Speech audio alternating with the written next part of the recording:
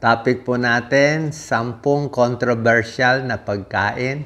Mabuti ba to o masama sa'yo? Kasi yung mga nababasa natin, conflicting ang medical studies. Ibig sabihin, may nagsasabi mabuti, may nagsasabi masama. So, tingnan natin kung babagay ba sa inyo o hindi itong 10. I'm sure nalilito rin kayo dito. Number 1, kape. Okay? Ano positive sa kape? May mga pag-aaral, ang kape may antioxidant, may benefit sa utak, sa memory, di ba? Yung mga nag-aaral. Sabi nila sa Parkinson's disease may tulong, pati sa type 2 diabetes. Kaya lang, meron din pag-aaral. Pinapakita na merong negatibong epekto din yung kape. Lalo na sa tulad ko, nagpapalpitate, mabilis ang heart rate, pinapawisan, hindi makatulog. Pag sobrang kape, pwede rin mag-cause ng acid reflux, GERD, tsaka osteoporosis, pwede lumala. So, nakakalito, pro or con, anong gagawin natin? Ganito po recommendation ko, para hindi kayo malito. Pag iinom kayo ng kape, ang recommended ko, pinakamarami, 2 tasang kape lang araw-araw. Siguro 2 hanggang 3, 2 cups of coffee per day, yun na maximum nyo, wag naman yung 6 na tasa. Tapos kung kaya nyo, konting sugar lang. Konting sugar, konting cream. Kung kaya nyo, black coffee, mas maganda. Okay? Pero hindi ito sa lahat ng tao, itong 2 cups of coffee per day. Kung kayo nga nagpapalpitate, tulad ko, may kaba, may nervyos, pakaiwas din tayo. Tapos, pag inom ng kape, wag naman yung malapit na matulog. Wag naman sa gabi. Siguro at most sa tanghali o alauna, 2:00 ng hapon para makatulog ka pa sa gabi. Okay? Number 2, itlog. Okay? Controversial din ang itlog. Maraming positive sa itlog. Super sustansya, mura, kaya bilhin ng mahihirap, very good source of protein. Protina, vitamina, mineral. Meron pa siyang choline para sa mga nerves natin. 'Di ba? So maraming benefits ang itlog. Pero may konti ding negative sa ibang pag-aaral. Ano yung negative sa itlog? Mataas yung cholesterol ng egg yolk, yung pula. Lalo na kung may sakit sa puso, may bara sa puso. Sabihin ng doktor, uy, mataas cholesterol, baka medyo ingat tayo sa pula ng itlog. Okay, so yan ang controversy. So ano ang recommendation ko? Okay? Para sa lahat ng tao, ang safe sa tingin ko, 1 egg in a day. Yun ang safe. Isang itlog sa isang araw, ganun lang. Huwag naman yung 6 na itlog sa isang araw. O kung minsan kakain kayo ng 2 itlog sa Lunes, pwede sa Tuesday, wala muna. Sa Wednesday, 2 itlog din. Pwede rin. So, every other day, aabot kayo ng 6 to 7 eggs per week. Yan pwede sa normal na tao. Walang sakit sa puso, hindi mataas cholesterol, pwede yan 1 egg in a day. Pero kung meron kayong heart disease, mataas ang cholesterol nyo, mas safe yung egg white na lang. Mas egg white na lang kainin nyo. Like to si Doc Lisa, hindi niya kinakain yung egg yolk eh. Kumakain kami pag 2 itlog niluto namin, puro yung egg yolk hindi niya kinakain. Kasi nga nandun yung mataas ang cholesterol. Pero kung hindi mataas cholesterol nyo, okay lang naman yon. Paano sa mga senior? Sa mga senior, medyo ingat din tayo sa egg yolk. Pwede naman, hindi lang madalas. Okay? Isa pang recommendation ko, huwag masyadong malasado. Kung masyado kasing malasado, minsan baka may bacteria. Mas maganda, hard-boiled egg na lang. Number 3, soybeans, soy products, tokwa, tofu. Healthy ba? Hindi. May positive sa soy, sasabihin nila good protein source, di ba? Imbis na kumain ng baboy baka, tokwa na lang. May mga phytoestrogens, maganda sa mga nagme-menopause, pero may negative din na ilang pag-aaral. Hindi naman sure to na baka daw sa ilang klaseng breast cancer, maraming klaseng breast cancer eh. May isang klaseng breast cancer daw na nakakasama ang soybeans at soy products eh. So anong balanse ko dito? Sa akin, sa tingin ko walang masama eh. May mga big study sa Asia, sa China na okay itong mga tokwa, tofu. Sa Japan, di ba, maraming tokwa, tofu. So, wag lang sobra dami. Sa tamang dami, okay lang yan. Number 4, red wine at alak. Okay, good or bad? Di ba? May nagsasabi ang red wine, pampahaba ng buhay, maganda daw sa puso ang red wine. May resveratrol ang grapes, may polyphenols, antioxidant. Ito nga, may animal studies, pampahaba ng buhay itong resveratrol sa grapes. Ano naman negative ng alak at red wine? Ang negative, alak pa rin yan. So, pwede ka ma-addict, pwede ka malasing, pwede ka ma-liver disease, pwede masira yung brain cells natin, pwede tumaas yung cancer risk mo. Para sa akin, kung gusto niyo talaga red wine o alak o beer, siguro konti lang. 'Di ba? Pag babae, siguro ano lang, isang shot lang, isang beer lang. O kung hindi kayo umiinom, ako hindi ko na nire-recommend eh. Dati umiinom ako pero parang walang panalo. Kung gusto natin nung antioxidant ng grapes, nung polyphenol at resveratrol, kumain na lang kayo ng black grapes o yung dark colored, blue o violet colored na grapes. Yun ang mas maraming resveratrol. Hindi mo na kailangan yung alak. Number 5, gatas. Okay, gatas may calcium, may vitamin D, di ba? Maganda sa buto. Ano naman problema sa gatas? Yung iba katulad ko, lactose intolerant tayo eh. Pag tumatanda, may ibang tao nagtatain na sa gatas.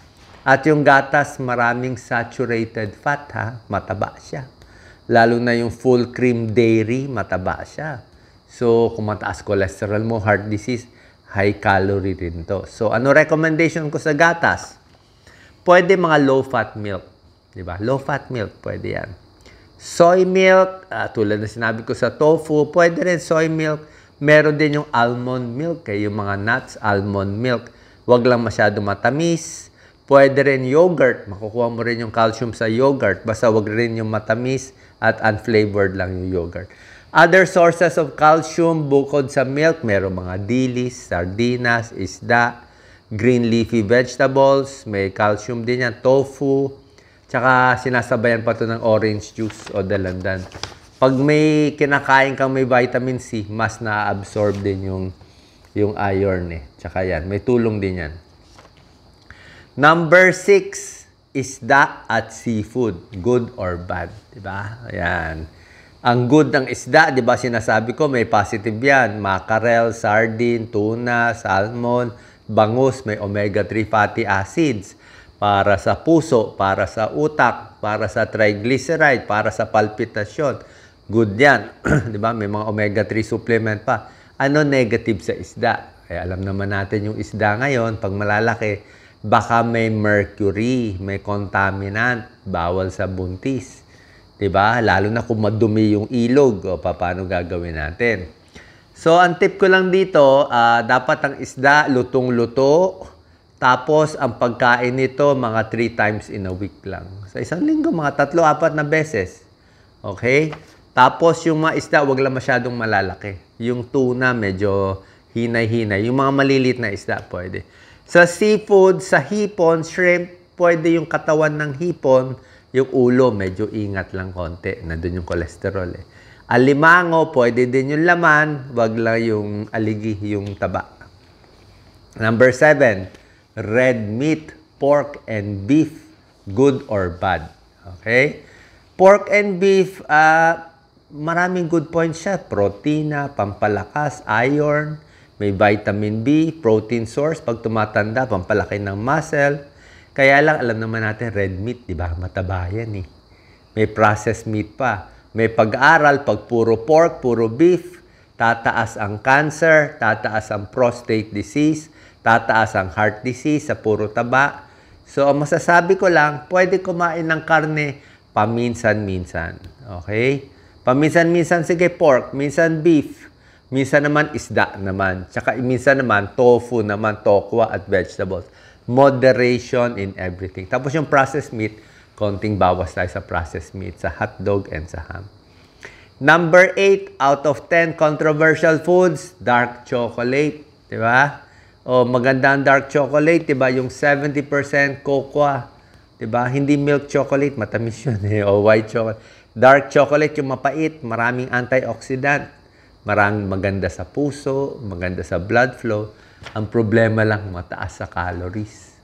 Kaya pagkakain kay dark chocolate, maliit lang. 30 grams lang. Di ba? May binibenta minsan mga ganyan lang eh. 30 grams. Maliit lang siguro. Parang isang daliri ko lang eh. Wala pa.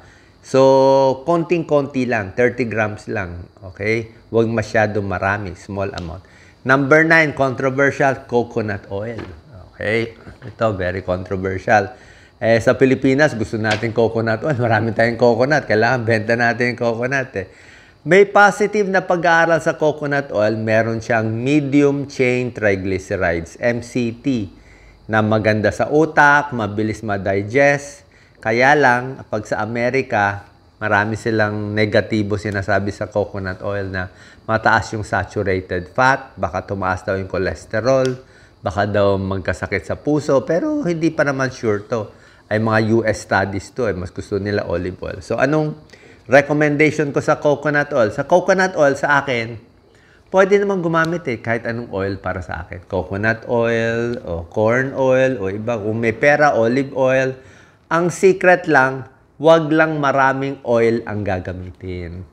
'Di ba? Kahit anong oil, konti lang. Wag laging prito. Wag laging nilulubog yung fried chicken sa mantika. Konti lang ang mantika. Pwede naman ibang klaseng luto. Pwedeng ihaw, pwedeng bake, pwedeng roasted, pwedeng sinabawan yung manok, pwedeng nilaga. So, ibang luto na lang para hindi masyadong oily. Okay? Number 10, controversial, artificial sweetener. Yung mga pampatamis. Okay? Marami binebenta dyan, mga low calorie, di ba? Pag tinignan mo, may artificial sweetener. Minsan, hindi nila nilalagay yung artificial sweetener. May number lang sila nilalagay. May number lang. Parang kodigo. So, ano positive sa artificial sweetener? Mababa calories. Mas hindi ka daw tataas, hindi ka daw tataba. Pati blood sugar mo daw, hindi tataas. Kaya lang, lately, maraming negatibong pag-aaral ng artificial sweetener. Kahit daw siya hindi matamis, kasi nga isip ng utak mo matamis, mapapakain ka rin ng marami. So, maghahanap ka pa rin ng matamis. Sa pag-aaral nila, yung mahilig sa artificial sweetener, yung mga zero calorie na mga soft drinks, tumataba rin daw. Hindi rin daw maganda. Paano? Yung utak niya, isip pa rin matamis eh. So, pinakamaganda, para kung sa akin ang recommendation ko, let's say, meron kayong kape o tsaa, kung lalagyan ba ng artificial. Sa akin, normal sugar na lang eh. Okay lang, kung mo, coconut sugar. Pero bawasan mo na lang yung sugar mo. Normal sugar na lang, pero bawasan mo na lang. O okay sa artificial. Binawasan mo na bang konti na lang calories nun eh. Tapos kung naghahanap ka ng matamis, may prutas naman na pwede sa diabetes. Tatlo lang yung prutas na mararecommend ko. Mansanas, okay for diabetes. Peras, pears, strawberries. Yung mga hindi masyadong matatamis. O saging, paminsan-minsan, pwede rin sa diabetes. Okay? So, sana po nakatulong to. 10 controversial foods. May gumagawa ng video dyan. Pro and con. Pinakita ko sa inyo. Pro and con. At ano yung recommendation ko para sa inyo. Bilang internist at cardiologist, tingin ko, mas tama, mas in moderation in everything, mas common sense, at mas safe kayo dito sa recommendation ko kahit ano pa mangyaring pag-aaral in the future. Salamat po.